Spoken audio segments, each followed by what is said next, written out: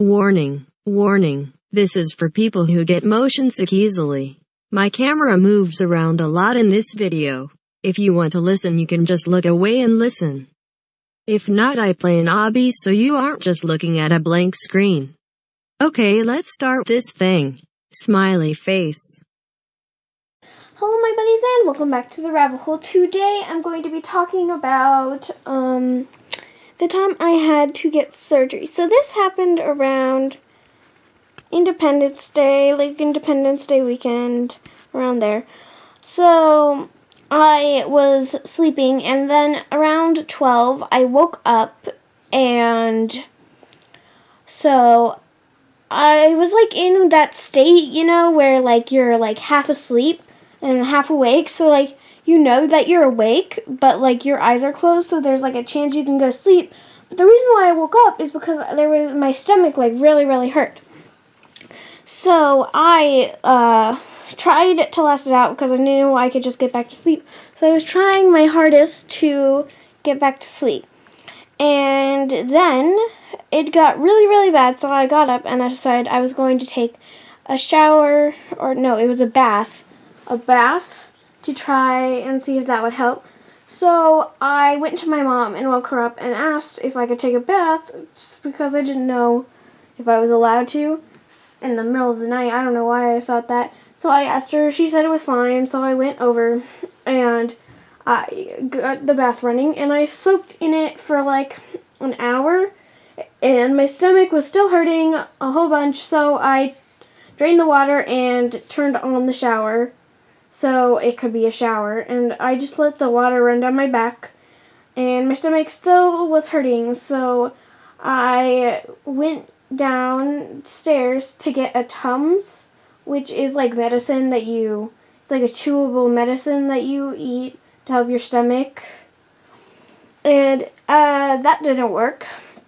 So I woke my mom up again and told her everything I'd done, and she said that maybe I needed like a heating pad. So she woke my dad up and got this like heating pad where if you put it in the microwave for like 30 seconds, it would heat up.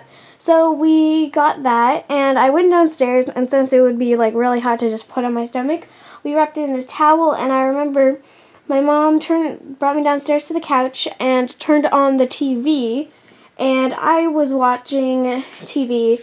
And so right before she settled down, I ran to the bathroom and I threw up. So yeah. And then I remember I laid on the couch and I put the thing on my stomach and I just relaxed and watched TV, and then I fell asleep. But the minute a little bit after the heating pad would get cold, I would wake up, run to the bathroom, throw up, then I would then my stomach would feel better because I just threw up, and then I would heat the thing back up, fall asleep, and then repeat until 5 in the morning. I just gave up and just watched TV and stopped trying to just get back to sleep because it was like an endless cycle. So then, after that, my mom came downstairs and asked me how I felt, and since I'd been under like a really heavy blanket all night, she was like, oh wow, you're really hot. So we took the heating pad off and the blanket off, and she was just chilling with me on the couch, and we were watching this Disney show on Disney Plus. And then she checked my temperature again, and she's like, wow, you're like really warm. And so she brought me to the guest bedroom, and I was watching TV in there. And they were debating on whether bringing me to the hospital or not, because it was Monday, Memorial Day. That's what it was. Memorial Day.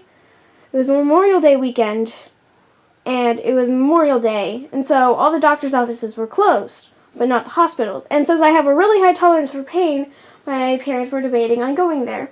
But the thing was that I could lift my left leg just fine, up, down, side to side, but when I tried to bring my right leg onto the couch, it hurt so bad, but if I just left it there, it didn't hurt at all. So they ended up taking me to the hospital, and then I went in, and this was around the time, we still had to wear masks, so it was like 2020, you know. So we went in and we waited for them to call us, and they were like, oh, it's probably not the appendix, because most kids and people, when their appendix hurt, like bursts, appendicitis, they're like won't even let people touch the region. But like when they touched it, the like side of my right side, it like didn't hurt. Like it hurt a little bit, but it didn't hurt like a whole lot. So I was like, they were doing a bunch of tests on me. I was just chilling, and then they told me to get it. So I went to get an ultrasound, and I got to ride in a wheelchair because they didn't know.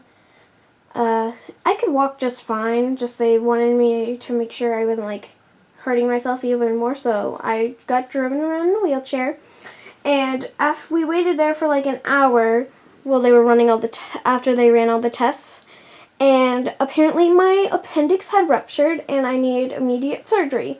So they planned the surgery for that exact single day around 6:30, I think. I'm not sure on the time. I was in utter shock because had been avoiding the word surgery because it freaked me out. Because like I watched a bunch of horror movies and I didn't like it. So I started crying, and so after I thought about it, I was like, they're trained professionals. I'm not gonna die. It's okay. So then they tried to help me calm down by this very nice lady. She helps kids prepare themselves right before surgery. And so she gave me a cake squishy, which I still have, like an orange pinkish Play-Doh, and a purple Play-Doh. I remember I originally got like a small pink Play-Doh and a small purple Play-Doh, but the pink Play-Doh had hardened, so she got me a bigger orangish pink Play-Doh. And then I remember then the time came for me to get my surgery, like right before, like 30 minutes before, because they needed to prep me. So I got to ride. They like completely just took the bed, and we went into the elevator. And and we rode up, and I got in like the robe. And I got in the robe. Oh well, it was my turn. So I got in the robe. And then I had some time, and they just like let me in the room, and I was just chilling there waiting. And then when time came, I got in the wheelchair, and they drove me to the area, and my mom was not allowed in the area, so she was just like waiting outside the room. And then I remember they told me I was listening to the musical Hamilton because I hadn't listened to the full soundtrack, and I was like, today's the day. And so they were talking to me, and they told me that it would only take about 10 seconds for me to fall under the anesthesia. And so I just counted 1, 2, 3, 4, 5, 6, 7, 8, 9, 10. And so I just did that a few times. It took about like 15 seconds. So when I first, but like that's jumping ahead in the timeline, so let's roll back a bit. When I first got into the room, I got on the table, and they attached like the heart monitors and stuff, the stuff to check my pulse and stuff like that, make sure that I'm okay. And then they gave me the little mask to put me under the anesthesia. And I remember I went 1, 2, 3, 4, 5, 6, 7, 8, 9, 10. 1, 2, 3, 4, 5. And then I just drifted off to sleep. And then next thing I know, I wake up in. So like I had like a dream, I think. I don't know why, but like everything was just dark. And then next thing I know, I wake up, and I'm laying in the hospital bed, back in the recovery room. And I remember my neck was itching, and so I itched it, and I had this giant bump on my neck, and I was very confused on what it was. And there were like a bunch of a bunch of bumps down my like arms and around my neck, and they were hives because I have very sensitive skin, and my skin was sensitive to the hospital clothing, so I got clothing, no, not the clothing, to the blanket and the pillow. And so my dad, being the amazing dad he is, brought me a blanket and my own pillows from home.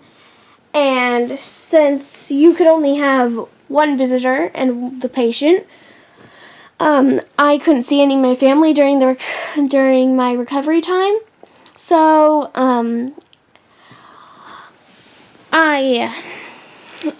my dad came and he gave me the blanket, and I was very happy. I was like, thank you. And so then after a little bit, the hives went away because I fell asleep again.